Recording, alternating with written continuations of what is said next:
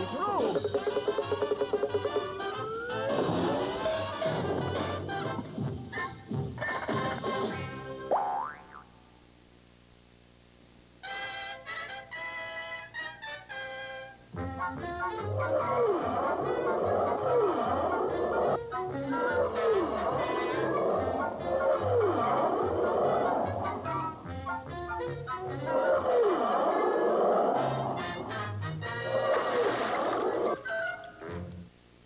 Well, the latest sensation of the sports pages these days is Wossamotta U and its forward-passing phenom, Bullwinkle Moose.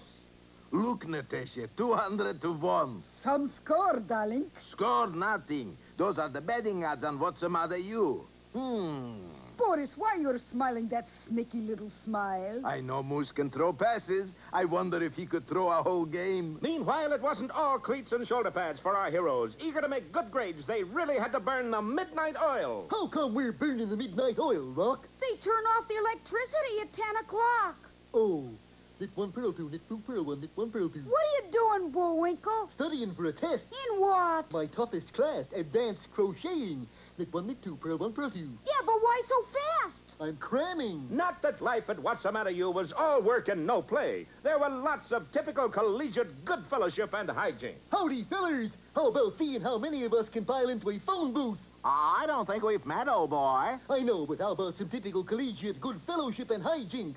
We can all go over to my place and swallow goldfish. But There's enough for everybody. I just got my allowance. you must be insane. Come on, chaps. We're all going over to picket Norman Mailer at the Student Union. Gee, Bullwinkle, What am I going to do with 300 goldfish? well, why But don't you... although Bullwinkle didn't know it, he had an even more serious problem.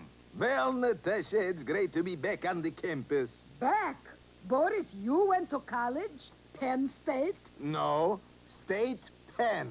But how are we going to convince Moose he should lose a football game? We got secret weapon, honey bun. Oh, I love secrets. Let's see. Here is secret weapon. Boris, is me. And thus it was that next day when Bullwinkle and Rocky left the practice field, they were confronted by a weeping figure. Boo-hoo-hoo. Hold it, Bullwinkle. That sounds like a lady in distress. So, Gee, didn't you ever read the Hero's Handbook? I can never get past the picture of General MacArthur on the cover. Well, Chapter 2 says we should always help ladies in distress. Hi there, lady. Are you in distress? This dress, that dress, who cares? I'm distraught. Do we help ladies in distraught? What's the trouble?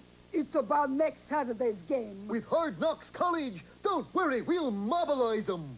That's just it. My little brother is on that team. Your brother? Crazy Legs Campus. And if Hard Knocks doesn't win Saturday, they'll throw him off the team. Gee. They'll take away his sweater. And it's turning cool, too. They won't even let him watch American Bandstand. Is there no pity anywhere? So, your great, big, wonderful Moose, That's me, all right. maybe you could see to it that Hard Knocks wins next Saturday. Why not? Bullwinkle, you can't do that. I'm supposed to help ladies in distress. But Chapter 3 says you never throw a game. Well, if you read your chapter, I'll read mine.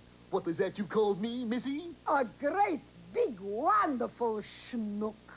Sounds different this time. Well, has Bullwinkle fallen prey to Boris and Natasha's vile scheme so quickly? Be with us next time for Standing Room Only, or Bullwinkle Sells Out.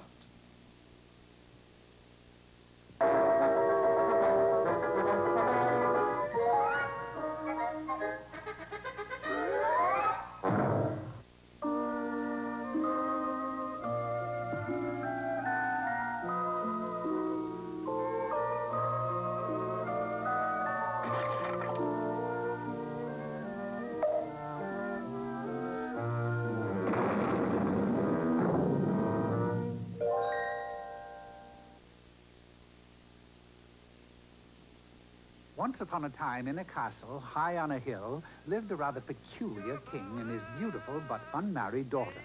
The knights of the kingdom were always seeking the daughter's hand in marriage, which annoyed the king very much. So he consulted with the royal contractor and ordered him to build a mountain of glass. That's right, smooth, shiny glass. Then, with a derrick, he had his daughter hoisted carefully into the air and placed on top of the glass fountain with a golden apple in her hand. Any suitor who could get to the top would gain the hand of the princess and the golden apple. But, let's face it, that was going to be a pretty impossible thing to do.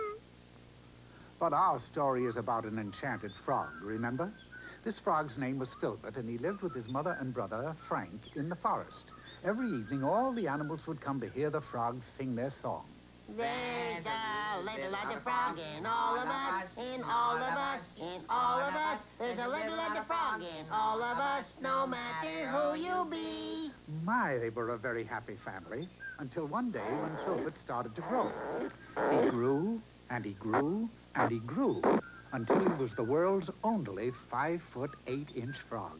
But this means I'm not a frog at all, but an enchanted prince. I'm just afraid you'll have to carry on as a duet instead of a trio, for I must seek my fortune in the outside world. You do understand, don't you, Mama? I am an enchanted prince. You're a big, fat frog who has grown too big for his pond. That's what you are. It's a frog-eat-frog existence in the outside world, Filbert. Oh, what do you know about it, Mama? After all, you're just a frog. You don't understand royalty. And so Filbert made his way to the outside world.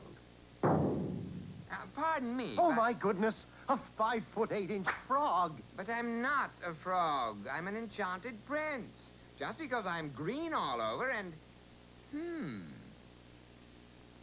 And so, with a brand new suit of clothes, Filbert continued on his way.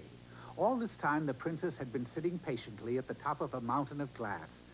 She still had plenty of suitors, but the mountain was as slippery as ice, remember? And getting to the top was a difficult task indeed. In fact, there were those who claimed it was well-nigh impossible. Still, a princess and a golden apple aren't to be sneezed at, so the suitors kept on trying. But they really weren't very good at it. That king is a nut. It just can't be done. Oh, I don't know. Who are you, stranger? And what are you hiding with that false face? This isn't a false face. It's my face. Nonsense. You're up to something. After him, men! And the knights chased Filbert around the mountain, first clockwise, then counterclockwise, then both ways at once. There was nowhere to go but up. So up Filbert went. Oh, brave prince, at last you've come. Now I can leave this cold mountain of glass. Remove your false face so that I might see the hero who rescued me. What's that on with, glue? But, fair lady, this is my real face. It is? Mm-hmm. My father's a nut. He has me sit up here in all kinds of weather, waiting for what? Some frog-faced knight. You can have the golden apple, but I'm leaving. And the princess leaped off the mountain of glass and fell directly into the arms of the royal contractor who'd been waiting for just this chance. The happy pair ran off to get married. When the king saw what had happened, he was furious. Not only had a mere frog conquered his mountain of glass, but his daughter had run off with a commoner. I want that frog shot at sunrise. Uh-oh. So poor Filbert was sent to the king's dungeon to await the firing squad. Oh, dear, this is a frog-eat-frog world. He thought of those happy days when he was just a plain frog, sitting in the sun, playing, singing, jumping. Jumping. That's it. The next morning, at sunrise, Filbert was led out to the wall. Ready! Aim! Fire! By George, men, we obliterated him. There's nothing left of him but his blinking clothes. Meanwhile, back at the forest, Filbert's mother and brother were waiting sadly. Suddenly, they heard a familiar sound that came closer and closer. That's Filbert. Hiya, Mom. So, Filbert found it was really better to be a big frog in a small pond than a small frog on a big mountain. And besides, who can eat golden apples?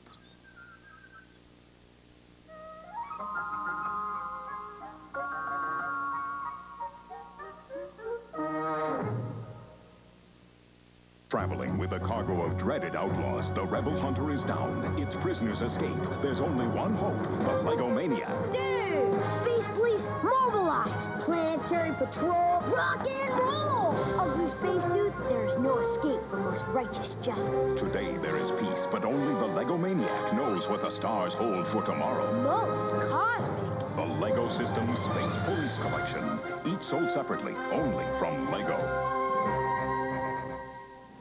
It's a blast! Something hit blue in the town, spraying art with a blaster bear. It's the color blaster. Nothing like it anywhere. It's a blast. Pump, pump, spray. Blast away! Spraying stencils, hot designs. Spray cool colors, picture so fine. Wild! It's the color blaster. Spraying art with a blaster bear. Extra pens and stencils sold separately. Color blaster.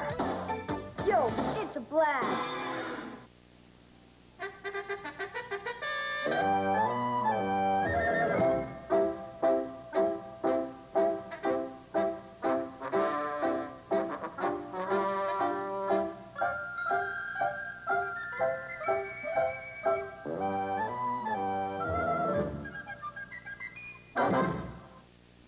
Hello again.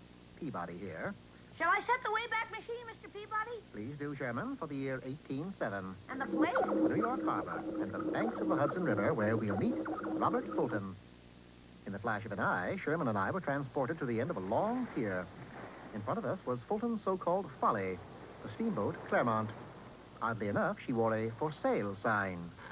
Either of you interested in purchasing a boat? No, thank you, Mr. Fulton. She's very yar. Make a nice gift for the folks back home. Why is the Claremont up for sale? The race. Today's the day I'm supposed to race against Robert E. Leach's clipper ship. That's her over there at the starting line. And that's Leach leering over at us. He's the meanest skipper afloat. Only way I can prove that steamboats are faster than sailing vessels is to beat him in a race. Why doesn't Mr. Leach believe in steam power? He owns a sail factory. Oh. Then race against him and beat him. You can't. Why not? On account of every time I get out on the water, I get seasick. Can't you take pills? Pills you have to swallow with water. And I get ill just looking at a glass. I'll bet Mr. Peabody could help you. What can you do, Mr. Peabody? Practically anything, Mr. Fulton. We boarded the Claremont and cast off from shore. And just in time, too, for the signal was given, and the race was on. The clipper was a speedy craft, but no match for the Claremont, and we quickly forged into the lead. Sherman and I were behind the wheel. As for Fulton, he wasn't in the least bit seasick, mainly because I had decorated his cabin walls with a mural, the Arizona desert. A man could never get seasick out there. This sure is exciting, Mr. Peabody. By the way, how high is our steam pressure? 300 pounds, Mr. Peabody. Whoops, I mean 0. What? Something must be wrong. We're slowing down. A quick investigation of the boiler room showed that our engine crew had deserted. Look out the porthole. Ah, so Mr. Leach is behind this.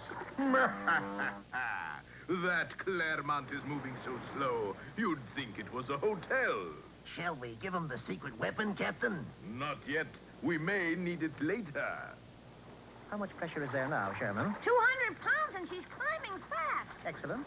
At this rate, we'll catch Leach in no time. But golly, without a crew, who's firing the boiler? Go and see.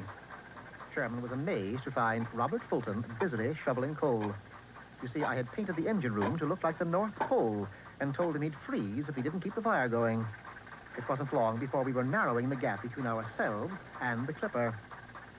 It grieves me sorely to report this, Captain, but you know that steamboat behind us? Yes? It is now in front of us. What? Quick! Lighten the ship.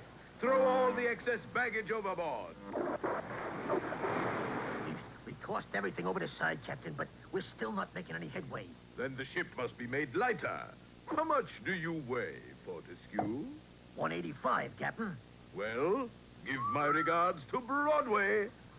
From the looks of it, Sherman, Mr. Leach is approaching his wit's end. And we're pulling away from him every second. Think they have me beaten, eh? Well, I still have my secret weapon. Well, that's not fair, Mr. Peabody. Robert E. Leach must have 100 men rowing for him. Yes, and they're using the Harvard stroke, I believe. Oh, well, Sherman, to misquote an old adage, where there's fire, there's smoke. So saying, I took a large container of black ink, poured it down the Claremont smokestack, and moments later we were discharging a dense smoke screen. Needless to say, our adversary's vision was thoroughly impaired. So much so, they ran aground. The Claremont was an easy victor. You may stop shoveling, Mr. Fulton. The race is over. You've won. I can't stop. You know how long these winters are up here. Our job completed, Sherman and I stood on a pier as the Claremont proudly steamed her way back down the Hudson. It would have been just awful if Robert E. Leach had won the race, wouldn't it? Yes, but at least we have one thing to thank him for. What's that? The term paddle wheel. Appropriate punishment, don't you think?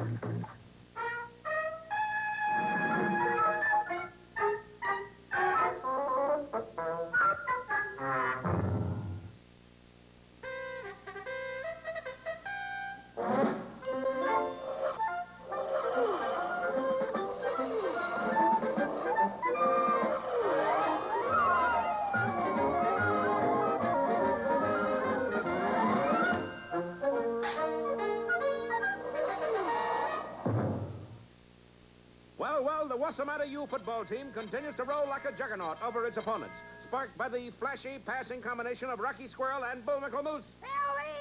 Oop! But Boris Badenov, against all common sense, is betting heavily against Wossamotta. Put all this on Hard Knocks College next Saturday. On Hard Knocks? Fellas, take off your hats. It ain't often we see such touching childlike faith. Mister, you got our sympathy. Put your hats back on. I also got a fiendish plan. And what a plan it was. Natasha, disguised as a forlorn co-ed named Miriam Calvus, convinced Bullwinkle that her brother was on the Hard Knocks Football 11. And if they don't win, he'll be thrown off the team. Never fear, Miriam dear. Oh, poetry. Isn't it, though? And what's more, curfew shall not ring tonight. What's that mean? I don't know, but it sure sounds impressive. Bullwinkle, I don't think she even has a brother. Yeah, but she sure has long eyelashes. I think she's trying to trick you. Rock, I'm surprised. If she does have a football player for a brother, where is he? Where is this Crazy Legs Calbfuss? You called? You Crazy Legs Calbfuss. Just look. Crazy Legs, all right. Well, that did it. The following Saturday, Bullwinkle just wasn't playing his usual game. At the end of 3 quarters, the score was still 0-0. Boo! Bullwinkle, you fumbled. I bet those eyelashes are 2 inches long. As a matter of fact, the only reason Hard Knocks hadn't scored was that they were almost as bad a team as Wossamotta U. 2-7 hike. Bullwinkle, you missed him. Go on, Whizzer. You're in the clear. And he was, too. But unfortunately, in donning his uniform, Whizzer Black had inadvertently tied together the laces of his right and left shoes. As a result... Boy, that's a lucky break. Eyelashes must be 3 inches long. Hey, you know who we haven't seen on the field yet?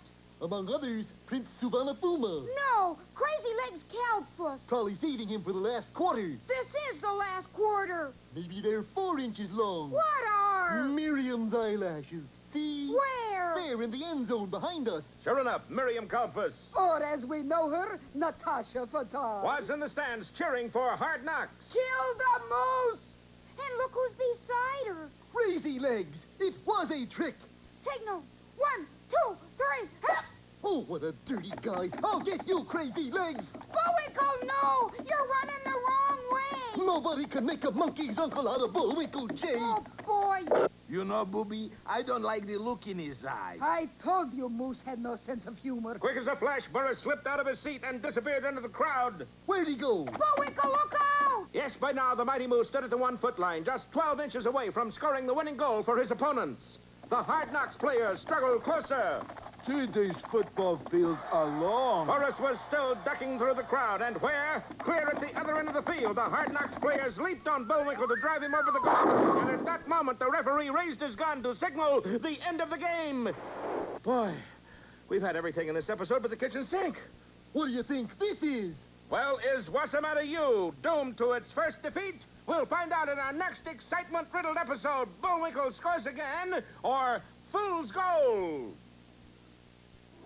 Hang tight. Nickelodeon's Moose-a-Rama will be right back. Put some into your Saturday night. At the Roundhouse. the non-stop hip-hop place to Snick. Roundhouse Saturday nights on Snick. Hey, you do something helpful every day. Like today, you walk the dog. So for you, every day, Pizza Hut has the kids' pizza pack. You get a personal pan pizza, cup, and cool surprise every day. You deserve it, because you're a kid. What the heck is that? And you did weed the garden. Now you can scare up a Universal Monsters Kids Pizza Pack at Pizza Hut. You get a personal pan pizza, creepy cup with monstrous lid, and spooky trading cards, all for $2.99. What a bore. Hawaiian punch. Whoa! Punch. It's not just red anymore. Fruit juice in yellow, orange, green, and blue. Hawaiian punch. Nothing else has the punch. Keep it going! Juicy punch. How about a nice Hawaiian punch? Sure. It's not just red anymore. Nothing else has the punch. You are in the O-Zone. And now back to Nickelodeon's Moose-a-Rama. What's the matter, Bullwinkle? The Bullwinkle fan club got challenged to a softball game by the Shirley Temple fan club. Well, did you accept? Yup. But I forgot we don't have enough members for a softball team. Well, we better get some more. But how? By hiring me, that's how. Who you? Jim Morensky, world's greatest publicity man. My card. Publicity? You sell it. And for first publicity stunt, you go over Niagara Falls in a barrel. Isn't this getting publicity the hard way? It's okay, kid. I don't mind a little work. Good luck. Extra! Jim Moransky saves Foolish Moose! Look, we make headlines first time out. I don't see my name. Look, that's you, Foolish Moose. Yeah, that's me, all right. What are we gonna do this time? You're going to jump into fireman's net down there. Nice crowd, huh, kid? I'm supposed to hit that teensy-weensy little net? That's the fireman's worry. You just got to jump. Rest is up to them. Well, I'll make it easier for them. How? I'm gonna get down and jump from the first floor. But... Stand back, I'm coming in. Jim Moransky coaxes Moose off ledge. How come you get your name and picture in the papers and all I ever get is Moose? And where's all the new members? Right here. You want to join the Bullwinkle fan club? No, we want to join the Moransky fan club. Sorry, kid. That's fan club B.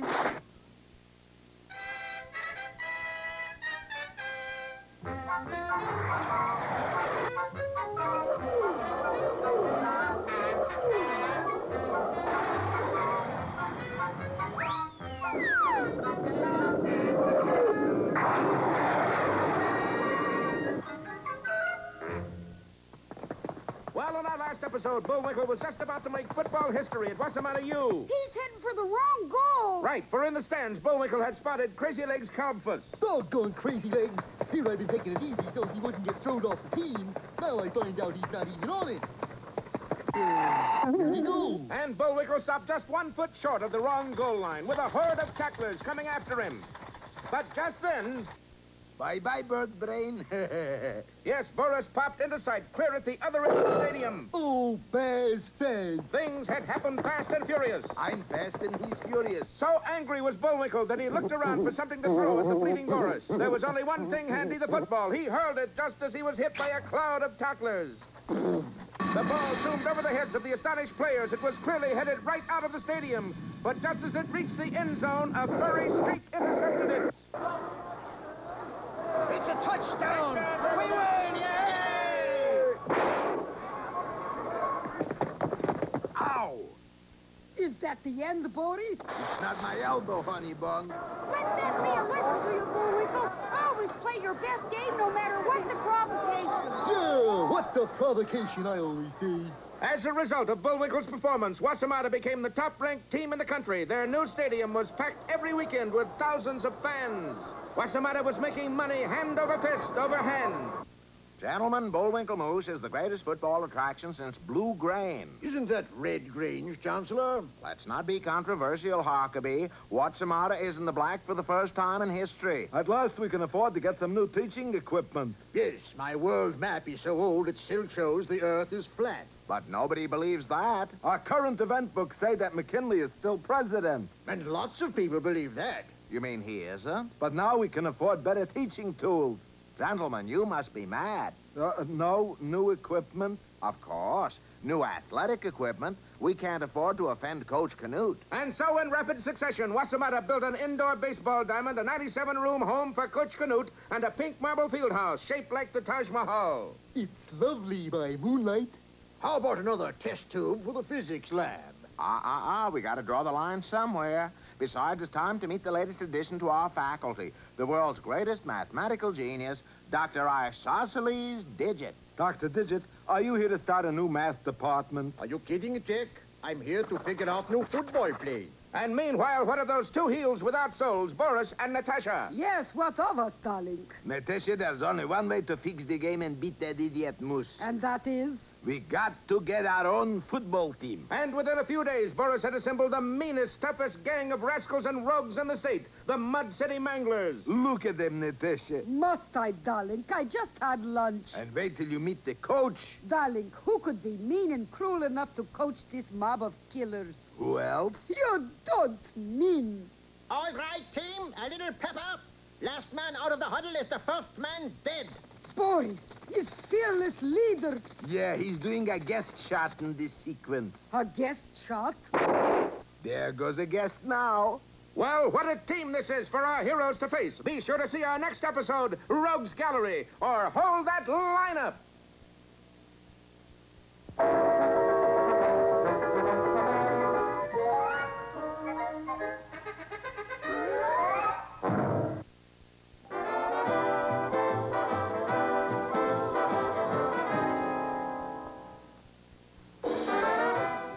Attention, counterintelligence. The top secret is that Get Smart is on next. Chaos, control, max. Well, it won't be a secret for long if you keep yelling about it like that. Get Smart, next on Nick at Night.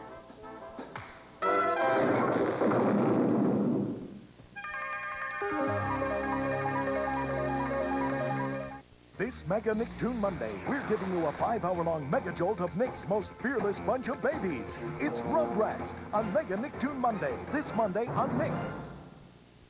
Nickelodeon. By day, bright, rowdy, and easygoing. But every Saturday night, explore a side of Nickelodeon you never knew existed when we ask, are you afraid of the dark? Nick's new show spins ghastly tales of ordinary kids.